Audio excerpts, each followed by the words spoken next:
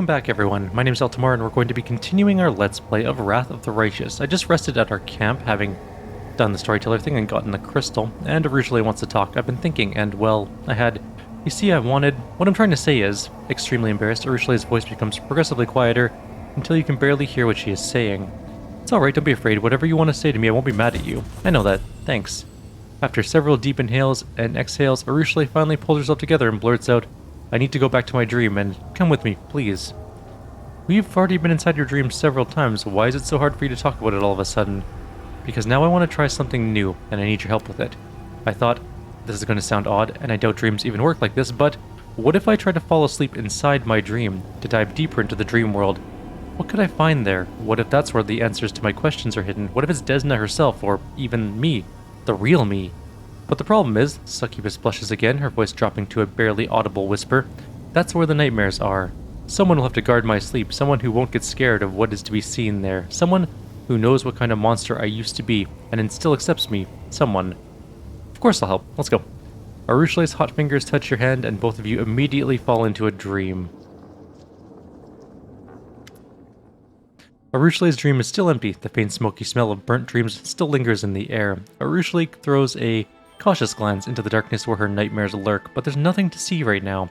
They're there, I know it, she says in an almost inaudible whisper. Arushalae lies with her head on her lap. You see the fearfulness in her eyes. They'll come, I know it. Don't let them get me, please. Go on, sleep, I'll guard you. Thank you. She closes her eyes and falls asleep instantly. I wish I could do that. That would be like one of the best things that humans could adapt, is like the ability to fall asleep and wake up as required, you know? It's the first time you've ever seen her sleeping. Her face is unmarked by sadness, worry, or embarrassment. Sleeping within her dream, Arushalae seems at peace and completely innocent. She's so beautiful, isn't she? You can barely make out the features of the shadow standing before you. A sturdy man in his 40s in a rusty mail shirt. His eyes are two gaping holes, oozing with pus. More than anything in the world, I loved watching her. She knew that. And that's why she took my eyes. Do you believe me? I do. You believe shadows, dreams, demons, nightmares, your gullibility will be the end of you, as it was the end of me. More and more shadows emerge from the darkness, their bodies deformed and mutilated. We don't care about you, we are dead, we're not even here. Oh, I tell a lie, we're not part of reality anymore, but we're here with you right now. The shadow points his finger at the sleeping girl's temple, as if taking aim with a crossbow, and this is the place we'll never disappear from. She will not forget me, she won't forget any of us. Won't ever forgive herself for what she did. The head of this monster is a haunted house, and if you're really going to be with her, you'll have to share this burden, guilt, memories, regret. Think hard, do you really want her and all this baggage? With me, she'll make new memories. One of good deeds and happy days. She will, but we'll spoil those too. A shadow emerges from the crowd. It looks somehow different from the others. It's a young woman in a loose robe with a sacred symbol of a butterfly on her chest. She looks dark, not like the darkness of despair, but like the night sky. You think back to when Arushalae told you her story. You were both standing next to a grave. This must be the priestess whose death prompted Arushalae's redemption. After our encounter, after Arushalae killed me, and then realized how much evil she had wrought throughout her life, she fled to a desolate place. She hoped that being far from humans would help her avoid temptation, but all isolation can do is help her unlearn her evil ways. Who, if not humans, can help her learn kindness and love? The priestess looks at you searchingly, her eyes twinkle like stars. So, this is you, whom she chose to be her guide in the world of mortals. I hope she made the right choice. How can I help her find redemption? We are her sorrow, her conscience, her cruel companions who tormented her in exile, but you can become her happiness. We chase her away from her old crimes. But you should show her what she has never known, neither in the abyss nor in the wastelands. You have done so much for her already. You've shown her friendship, camaraderie, taught her to do great things, but now you have made her dream of something more, something that is both beautiful and deadly. Can you become the one who will show her how to love? If you're not sure you're willing to follow this path all the way through, you better step back now before you break her heart.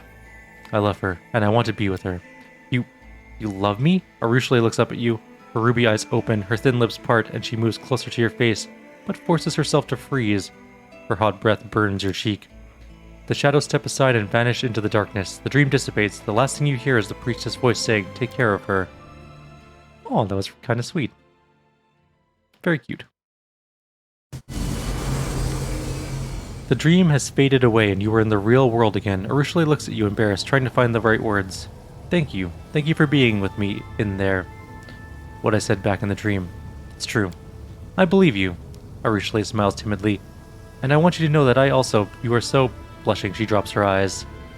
What'd you see in your dream? Nothing. I expected to go to another deeper part of the dream world, but I just slept. No dreams at all. I didn't see or hear anything at all. Only at the very end did I hear your voice. But it was the most important thing I've ever heard. Arushalae tries to suppress her smile. Are you gonna go back to the dream world? Perhaps. I don't know yet. There's nothing in there after all. I guess I'll go back when I have a good reason to. Until then, let's just live in the real world. Welcome back to reality. Thank you. I think Arushalae looks away. I think I know now why mortals compare their happiest moments of their lives to dreams. Aww. Well, there we go. Let's go back to the... Nope, wrong way.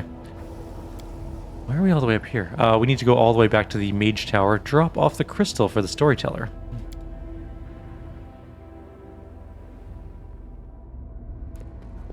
And I think we have to go to Battle Bliss and meet up for that date that we said we were going to go on. Why am I... Ugh. Sorry guys, I am still waking up apparently. I am failing abysmally at logistics. Let's go to 10,000 Delights. We don't have a way up to the top floor yet. I don't think we get a way to the top floor. Actually, I think we... Do we? If we go to Battle Bliss, I think we might get a coin. Let's try. We have to go to Battle Bliss anyways, and we're gonna have to talk to Phylexia. Can't hurt really quickly to jump over there. Go on our little date. See how it differs from the evil group. The evil group is ending up in a fight because of Phylexia, because apparently she's a temperamental succubus slash Lilitu. I think she's a succubus. I think she has eyes. I think Lilitus are blind. All of them are blind, I think. Anyways, let's go to the battle. Oh my god, everyone's walking so slow. Everyone, Battle Bliss Arena time. Okay. Thank you. Why are there 33 Ring of Protection plus 2s on the ground? I'll take them. I don't know why they're there, but sure. Did I put them down by accident? Did I drop them? I don't remember why there are 33 Ring of Protection plus 2s on the ground. For your date, Phylexia has exchanged her previous dress for an equally elegant outfit. The blood-red hue of her new gown seems particularly fitting considering the activities of the arena. There you are, Elira. Let's hurry to the box reserved for distinguished guests. I am determined not to let you enjoy the spectacle from any other seats. Does it bother you that my companions have accompanied us on our date?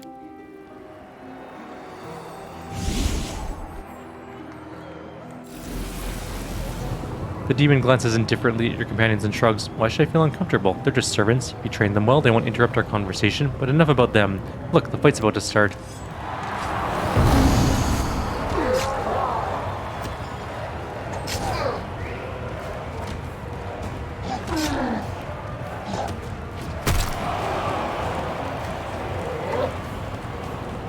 A fierce battle unfolds in the arena. The bloody freak surges forward, launching a brutal strike against Atselm. Atselm desperately tries to resist the onslaught, but the bloody freak is relentless. He strikes one furious blow after another, showing no signs of exhaustion or fatigue as he bears down on his opponent. Atselm attempts to fight back against her enemy with quick, sudden attacks, but fails to find an opening. Her movements begin to slow, and her footsteps leave behind a crimson trail of blood. Phylexia observes you closely. Her eyes sparkle with lively curiosity, and you're forced to turn your attention away from the fight as she asks. Slavery is the cornerstone of our life in the Abyss, and gladiator fights are a popular source of entertainment. How are such shows perceived on your homeland of Golarion? What is your view on slavery? People hold very different opinions about slavery on Golarion, but it is forbidden by law in many places. Phylexia looks slightly perplexed. But if these laws dictate the will of others, they restrict freedom. How is that any different from the chains and shackles of slavery? Ah, this is also complicated, but exciting at the same time. I'd like to learn more about your world.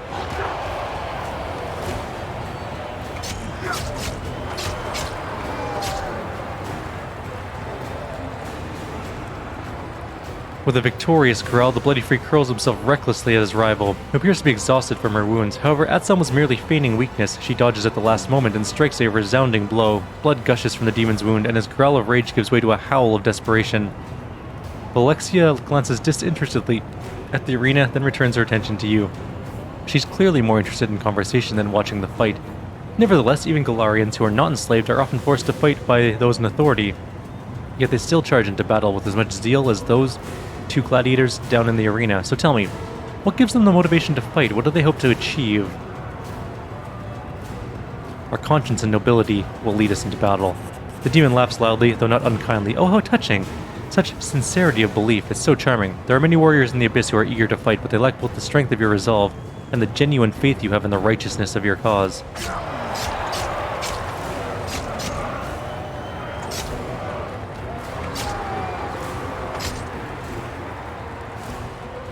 Xvim, no longer putting up a pretense of weakness, advances against the bloody freak, dealing him several painful blows. She strikes with precision, drawing blood, but never delivering a fatal blow. The audience goes wild as Xvim toys with her opponent, and the smell of blood hangs heavy in the air. There's no doubt the merciless symphony of violence being played out in the arena will soon reach its deadly crescendo.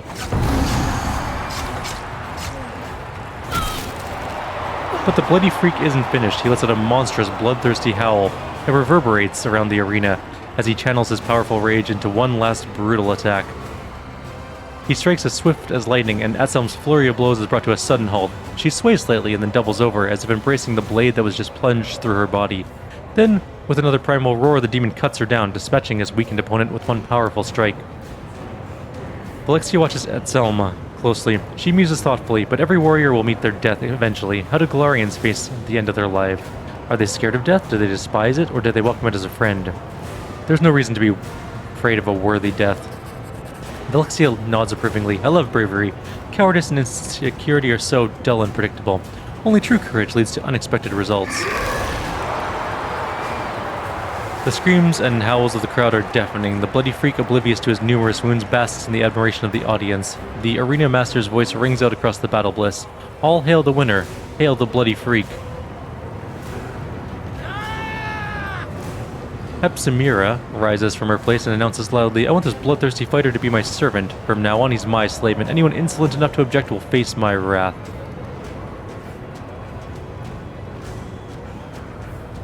Having a formidable bodyguard is quite the status symbol in Alushanira. Velexia grins approvingly, claps her hands in silent applause. I can see you already understand many of our customs and traditions. I think I might take your advice. Only moments ago, Hepsimira commanded the attention of the entire audience as she boasted about her power. However, when Velexia rises from her seat, all eyes turn towards the succubus. I dare to challenge the claim of the most esteemed Hepsimira. I am touched by this fighter's tenacity. He has found a way to my heart, and I wish to make him my bodyguard. If anyone tries to argue against my right to make such a claim, they can say it to my face. The arena master glances cautiously at Hepsimira, then he turns to Velexia and gives her a respectful nod. The crowd erupts into cheers and shouts, clearly enjoying the public humiliation of Baphomet's daughter.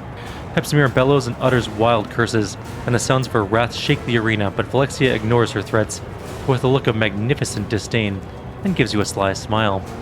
That was so exciting. I enjoyed our time together here at the arena. However, I cannot resist the urge to appear with you somewhere in high society. I'm sure you won't say no to attending a private reception with me at the Harem of Ardent Dreams. Shamir has prepared something special for her guests, and I would very much like for you to experience it with me. I shall wait for you at the Harem of Ardent Dreams. You really must come. I simply won't take no for an answer. Velexia suddenly pauses as she's about to leave. She turns towards you with a look of gentle reproach. Oh, you should have reminded me. I nearly forgot. After such a wonderful time together, you must become a regular guest. I insist. Please accept this little gift as a reminder that the doors of my manor are always open to you. The coin is a key to the teleportation arch located in the upper city. I would not normally give something like this to my ordinary guests, but there's nothing ordinary about you, is there? Alrighty, now we can leave and go to the Mage Tower, I guess. Alternatively, we could just go to the Harem and do that event and then do the Mage Tower later. Let's do that. But before we go too far into... let's go to the Harem of Ardent Dreams. We are going to do that, but there's a puzzle thing that we can do really quickly. The other group has already done both the platformy puzzles in this place. I don't think this group has done either of them, but they're not very hard, now that I know how to do them. It took me a minute to figure it out. At first I thought it was just like a figure this out on your own sort of situation, but it's not. I'll show you what I mean in a sec here. So if we come over to here, there's this platform with these little rotating platforms that lead to something over here. We should move. You might be like, well, how do you land on them? So all you have to do is line them up. I think that should do it on that first one. Then you just stand a person on it. This one will now no longer move.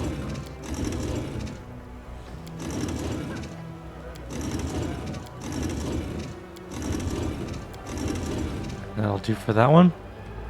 And then so you just have to kind of maneuver them all. That's that one. You're going to want to leave your lockpicker free and clear, because otherwise they're not going to be able to lockpick. Which is Arushalae in this group.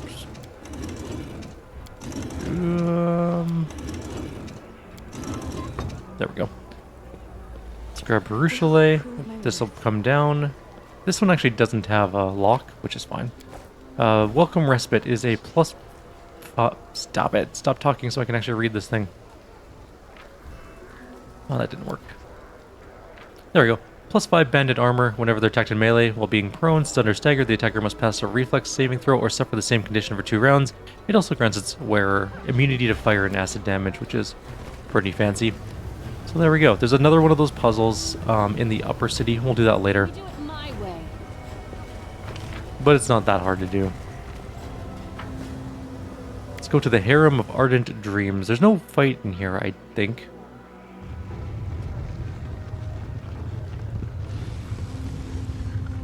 But just in case, we'll just hit that F5 button. Just, you know. Here we go. It was a good idea of mine to introduce you to high society at this reception. We're a subject of a gossip among the guests. I heard them whispering about how we showed up together. Shall I entertain you with some conversation? Valencia nods with mock solemnity. You have my permission. Solemnity.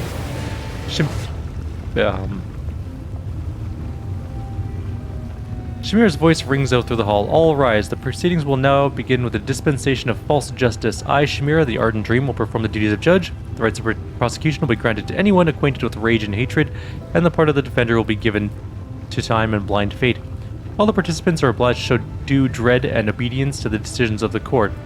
Now, our first case is brought by the assassin Dogward against the bodyguard for hire, Catroll. Dogward accuses Catroll of being exceedingly nimble and dexterous. This excessive dexterity enabled the defendant to foil 3 assassination attempts against his employer, thus preventing the plaintiff from fulfilling his contract. Valencia is more interested in having a conversation than watching the sham trial. You know, Elira, after our last, Valencia pauses playfully, visit to the Battle Bliss, I've been thinking a lot about the customs of Golarion. Despite our differences, we actually have a lot in common. Our actions and desires stem from the same passions, except when it comes to... Valexia's eyes widen with excitement, and she utters a word that is as foreign to the abyss as you are. To love. It is common knowledge that demons know nothing about love. Why don't you explain it to me? It's a pure and uplifting feeling in your soul that cleanses your heart of all burdens and pains. Valexia stares at you with wide eyes as she repeats your words. Pure and uplifting feeling? How intriguing and how unfamiliar. Our passions are tempestuous, and our feelings stem from the darkest depth of our souls, but you say this feeling is pure. Fascinating. Growling with rage, Catroll, the bodyguard, has his head chopped off with a giant axe for being too good at his job. The crowd roars its approval, and the beaming plaintiff counts his coins. This is a perversion of justice. They're making a mockery of the very idea of a fair and noble trial. They enjoy ridiculing the law. Is it not true that love restricts freedom, and that its harsh constraints can sometimes lead to cruel, evil deeds? Does love not force people to act contrary to their desires and subordinate them to the object of their affection? Do not even the most loving souls feel occasional regret about trading away their freedom for love? Haven't the most terrible betrayals been committed for the sake of love? Doesn't unrequited love cause mortals to commit suicide? And isn't rejection to the reason they often resort to violence and other terrible crimes?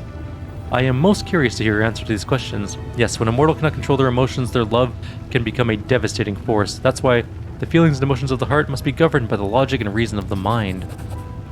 The demon looks at you more closely. You speak of love as if it were a weapon. A true warrior respects their blade because it's capable of cutting down enemies and careless owners alike. You treat love as carefully as you would a sword. The execution has the audience in an uproar. The demons howl their approval, and Shamir has to raise her voice to be heard above the noise. Next, we'll hear the case of Varsa, the nose cutter. He attacked 2 of Elutionira's visitors from another plane, even though the Great Nocticula... Actually, it's Nocticula made it clear that they were under her protection. Varsa, the nose cutter, tracked down his victims in the upper city and killed them with his glaive. Then he robbed them and cut off their tongues and noses. This scrawny demon doesn't look like a hardened killer. He writhes into shackles, yelling hysterically, "But I'm not Varsa the Nose Cutter. I don't even know who that is. My name is Sharzel, and I've never been to the upper city. I'm not allowed to enter, even though that's where a slaver of my status should live. Besides, I've never held a glaive in my life. This is all Hepsimira's fault. She wants to buy my slaves at half price, and I refused to sell, and now she's taking revenge against me and plans to get her hands on my slaves. It seems to me that love is like a living creature. Sometimes it behaves one way, and at other times another way.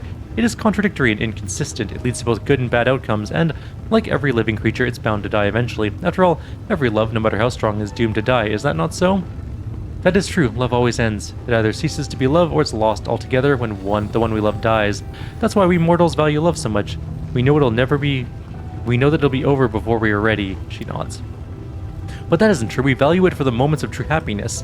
When you're with the people you love, you can laugh and drink and joke and tell silly stories, and you feel like it'll last forever, because when love is with us, death ceases to exist." Ember answers with a cheerful laugh. "Of course you're right. What you say is so nice, and it's so true. Love does help us feel less afraid of death. It can even make us feel immortal."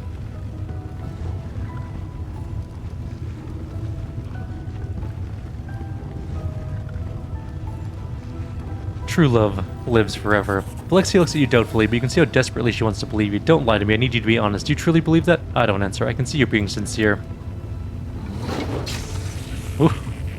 Shamira shouts to be heard above the screams of Varsa the Nose Cutter. "The court finds the evidence of the indicted person's innocence to be quite convincing. However, false justice requires every sin to be punished, so therefore, I hereby declare this demon is Varsa the Nose Cutter, and he shall be executed without further delay."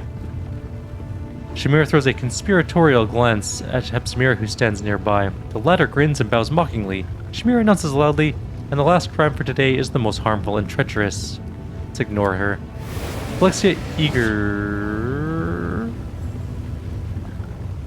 Alexia listens to the ruler of Kyrieru with great interest, but when she casts your glance, she turns her attention to you eagerly.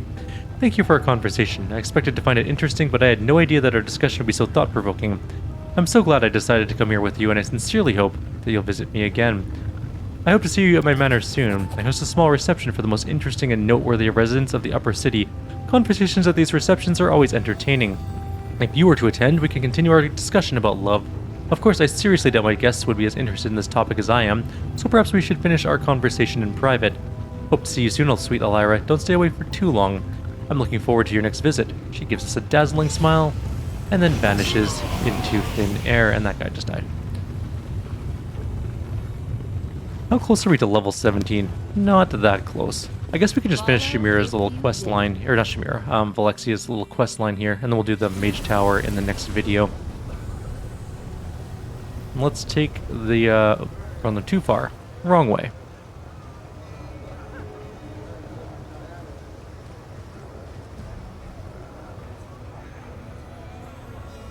And we're going to jump up to the Terrace of the Favored Mistresses, and we're going to just hop up the portal there, and then over to her manor. We are going to buff up ahead of time. The reason for that is it could end in a fight. It'll probably end in a fight. At least the evil group has it ending in a fight. We haven't actually done the fight yet with the evil group.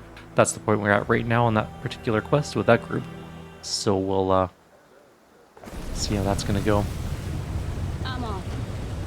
You know what always amazed me? Cranes. I'm just staring at my window at two separate cranes. They're building a couple skyscrapers, obviously, but I know they're self-building, and they, like, as they add more floors, the cranes rise with it, obviously. But it just baffles me how it does it. Like, I don't understand it, personally. Maybe I should look that up. There's gotta be a YouTube video on that somewhere. I am deeply curious about it, though. Also, we should probably talk to this situation here. From behind a pile of expensive rugs and neatly wrapped boxes with clinking and fragile things inside, you hear a very loud whisper. An oddly familiar stage whisper. "Grandma Gretlin, my horn is falling off. Calm down, let me fix it. Alright, whose foot did I just step on, and whose chest spikes keep catching on my fake tail? Grandma, don't push me. Let me just glue that horn myself. Grandma Gretlin, what are you doing here, folks? Oh, my dearies, this can't be real. But I think I just heard the commander's voice. It sounds crazy, but for the sake of argument, let's say it isn't my imagination. Let's say we truly, through some miracle, met the commander in the middle of the abyss. Well, in that highly unlikely scenario, I would answer her that we, being true artists, sought inspiration and material in the most suitable place. We've already spent a great deal of time among the Crusaders. Now let's turn our efforts to the other half of the characters in our play, the demons. That is why our imaginary friend, Commander, we are sitting in the middle of the abyss, covered in thick layers of makeup, wearing fake horns and tails to blend in with the locals, you see. This is a true challenge for an actor to play a demon so well that even real demons don't suspect a thing. After all, it worked perfectly when I pretended to be a Hell Knight's paralictor and showed up at their camp for an unscheduled inspection. Oh, how they ran and dashed about. In the end, I ordered them to dig a trench in the shape of a fig. Ow, Grandma, why are you stepping on my foot again? Arushalae giggles quietly, then asks in a whisper, with disguises like that, do they really think they'll be able to pull the wool over the demon's eyes? Speaking of which, why wool? Is it the best material for subterfuge? Are sheep considered innately underhanded among mortals? For the love of all that's holy, please get rid of the makeup when you get back to Dresden. I don't want the patrols to mistake you for attacking demons. Certainly, of course, imaginary commander, though I'm honestly not sure if this paint will wash away or the horns will come off. I used a very strong glue. Speaking of Dresden, Grandma, don't you have this feeling we forgot something? Our dinner basket? Grandma's knitting. Lambkin? Lambkin's in the room with our dinner basket and my knitting is sitting on top of it. This is terrible, my dearies. We have to go back. I'll take care of it. Alrighty, well, they're off to do their thing. Let's do some buffs and then go inside. No reason to pause. Always be ready for the worst. You require my unbiased opinion? That's her. She's I'm already doing prepared. that. Let's do this. You're a good person. I like you. And you can do greater heroism. Okay, My next skills spells. are absolute. Archon's We will Aura. win this war. Greater, whatever that In is. trouble yet? I don't think we need Death Ward. Are we ready to move out? I think. Or should be fine without it. Let's get some blurs going though. Shall not be swayed from my path. And you need Aspect of the This war Falcon. must end. And I guess we can just get greater heroism on her. I think that should be good for spells. There's no guarantee that we're going to be in a fight, and honestly, I think that should probably be Together enough. we Let's at least stand. mount up. Seal though. I do what I must. Should we do haste before we go in? always open to ideas. Probably. Okay.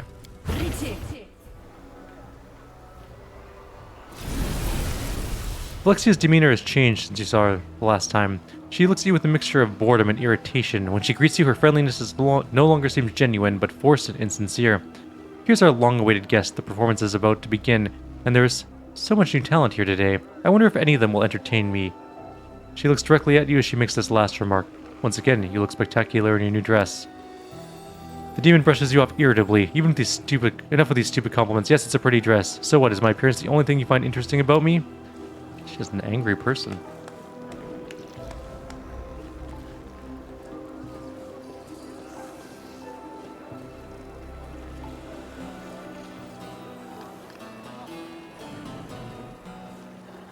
She's rocking out on that lute.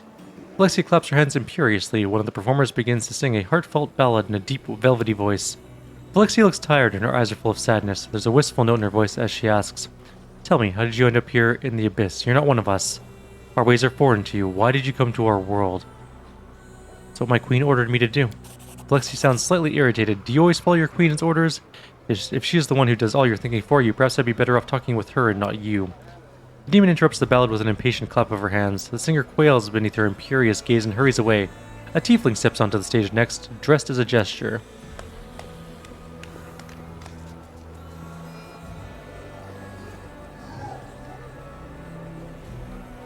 Here's another one for you, my distinguished guests. How many mortals would it take to paint this manner? Depends how hard you throw them against the walls.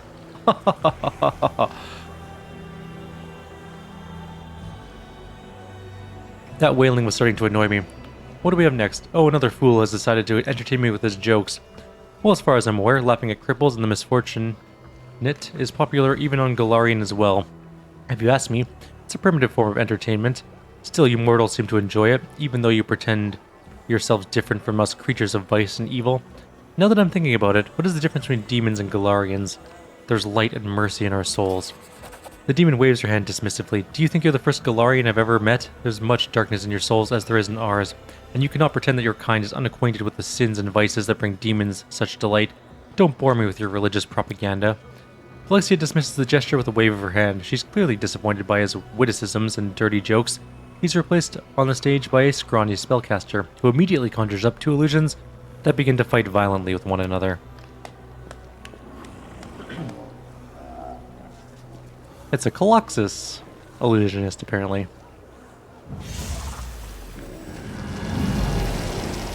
I'll cut off your wings, put you in chains, and teach you obedience. May death take you, you despicable beast. Light will prevail.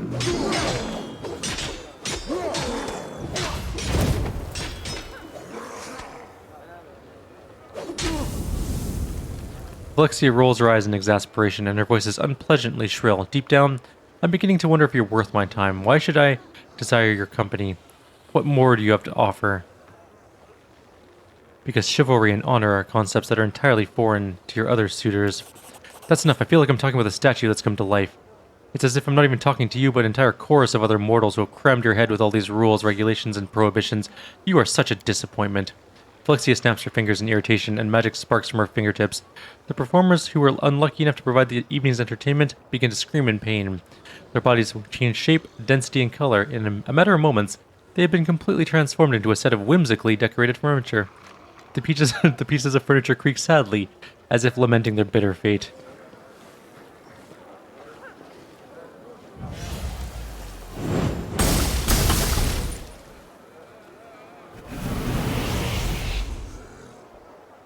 Alexia's face contorts violently. Her beauty disappears and her features transform into something wild and animalistic. Her jaws expand, revealing horrible teeth.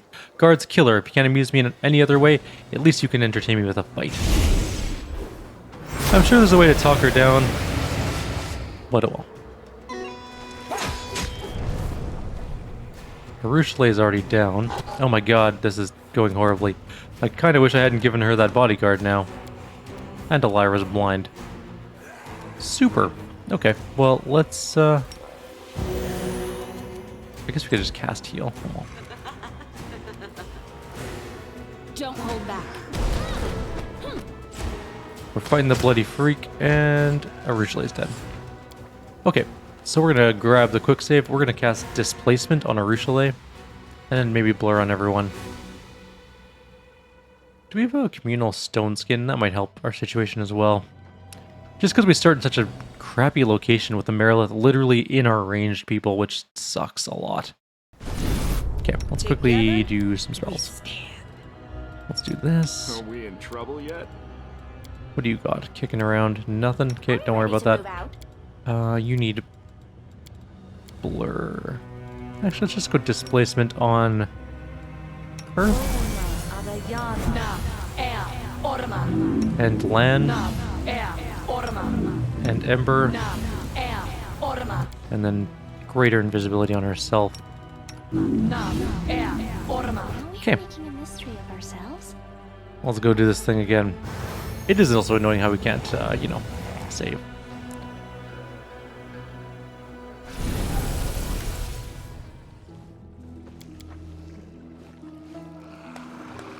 Just gonna go through this whole thing again really quickly.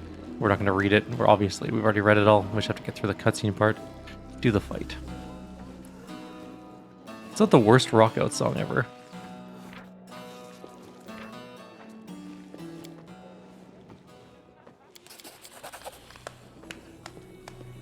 I did the good one this time. I'll do lawful for the second one.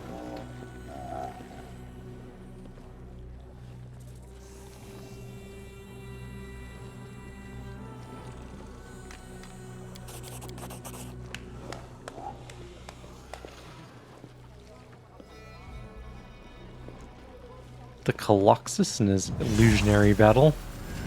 Hopefully this displacement and stuff will keep our people alive, and then we can... Ah, Seala's not mounted. Oh, well, that's fine. Hurry up and fight each other faster.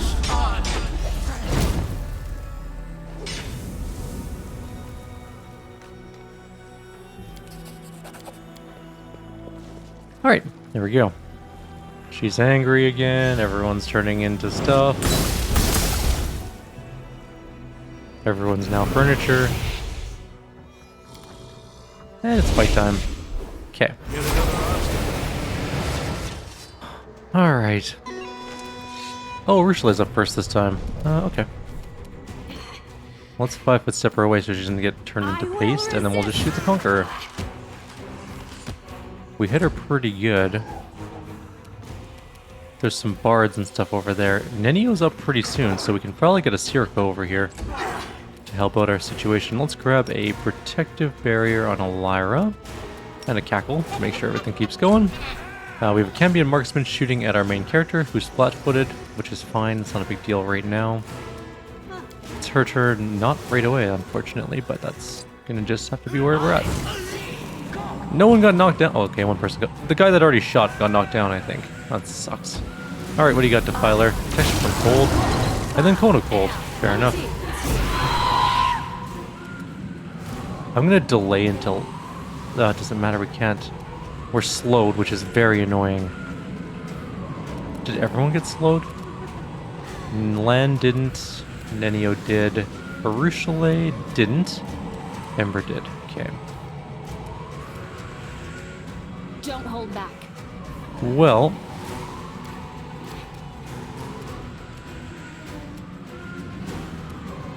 Not much we can do about that right now. Okay. No one else has haste yet, do they? We can do a prayer. We can also do something like...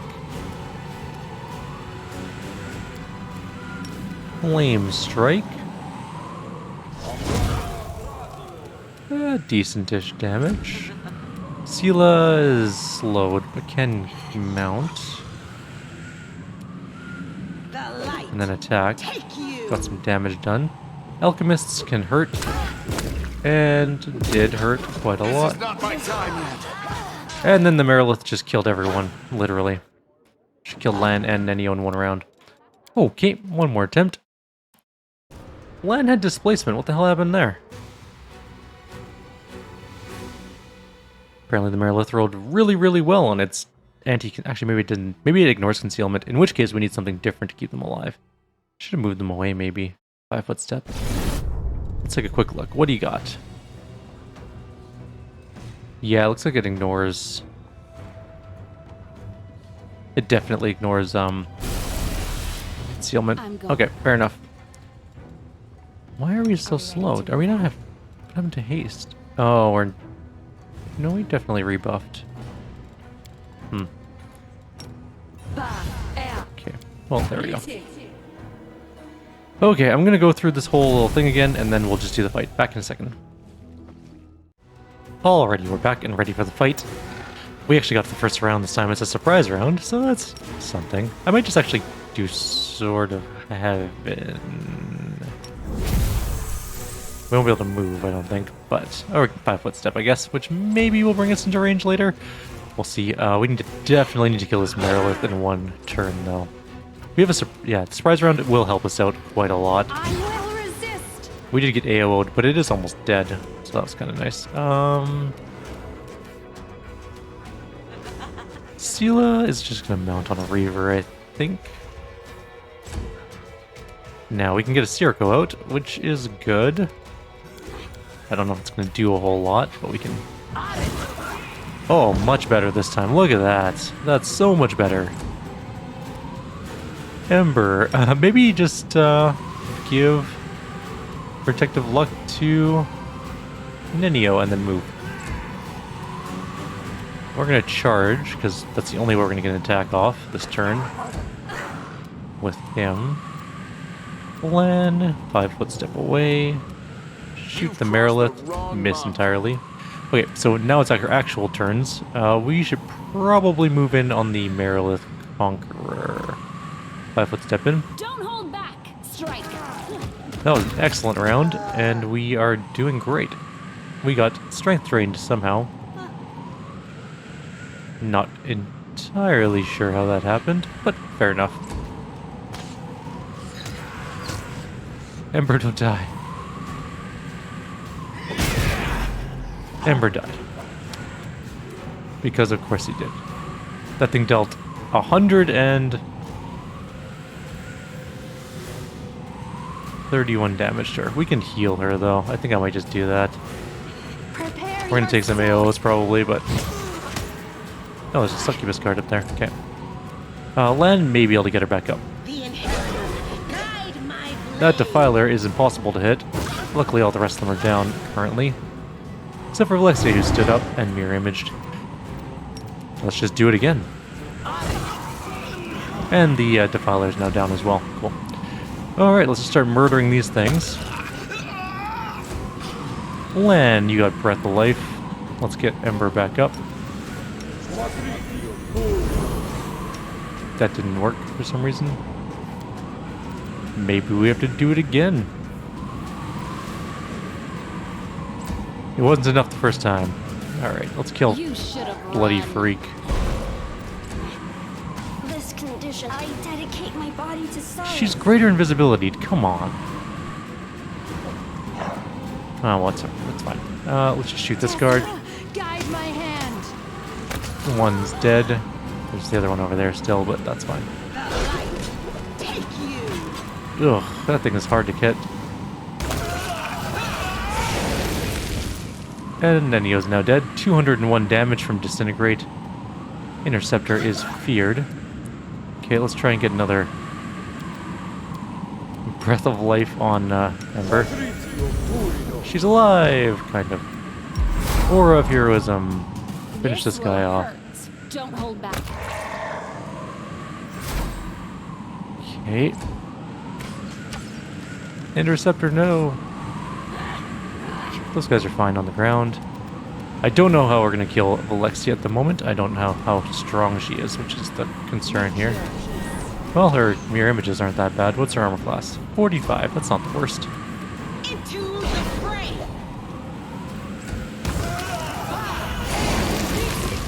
And Ember just got hit by Disintegrate and immediately died again for a whole lot of damage.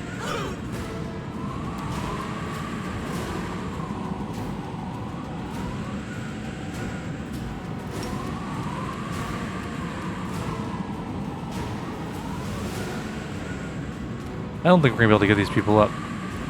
Breath of Life is a very limited amount. It can only do some. I don't think we're going to be able to get them. I think we're going to have to actually raise dead them after the fight, which is annoying, but oh well. Disintegrate is an annoying spell sometimes. Resist.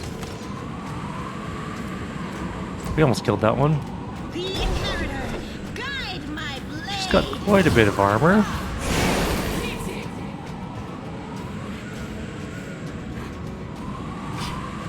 Interceptor didn't die. That's nice. Alright, well, we do have a raised dead. We have one raised dead, I guess. I'm not going to do it now. I'm just going to do it after the fight, because there's no point in doing it now.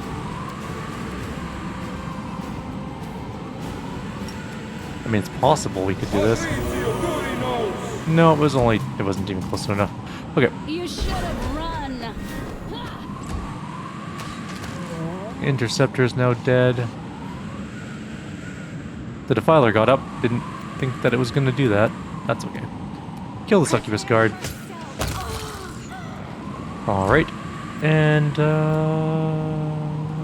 keep trying to hit Alexia. Oh, she's down. Perfect. And then we just have to kill the Defiler, Won't survive me. who hopefully will die from Sirocco. This will Or we can kill her. Alexia regains her beautiful appearance. She wipes the blood from her pretty face as she screams desperately, "Mercy in the memory of sweet moments of intimacy we shared together. Do not kill me." Lift the spell from the unfortunate people you've turned into objects. Free all of them. Now. And this is the price of my salvation? Well, they are free to go. Those talentless and incompetent idiots, at least in my manner, they are of some use, but you can have them if you want. Finian's voice trembles with rage. Were it not for the commander, I would have chopped your head off. Turning living creatures into other things is the worst of all crimes. You've lived long enough.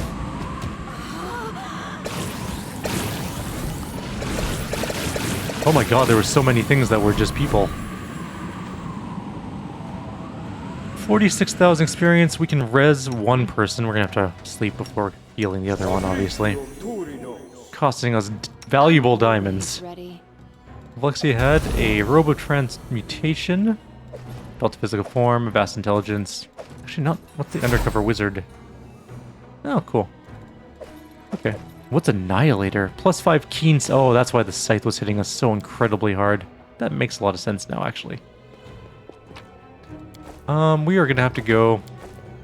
Oh, we can't loot those other bodies. Okay, this is fine. I will help where I can. It is annoying that we got jammed in that corner for that fight. We should have started here, and then, you know. Oh well. Can't loot those bodies. We're gonna have to go get Ember up. We need to rest first. But we are out of time on this video anyways. That was a long fight. And a tough fight. Actually, it wasn't a super long fight. It was a very tough fight, though. Those disintegrates were a little bit annoying. So let's go... Oh, Nenio's alive. Oh, no, Ember's dead, right. I was like, Nenio's alive. But that's because we raised her from the dead. Wasting our valuable diamonds on instant kill spells. And also, Interceptor's dead too, but that's not as important because it comes back to life normally.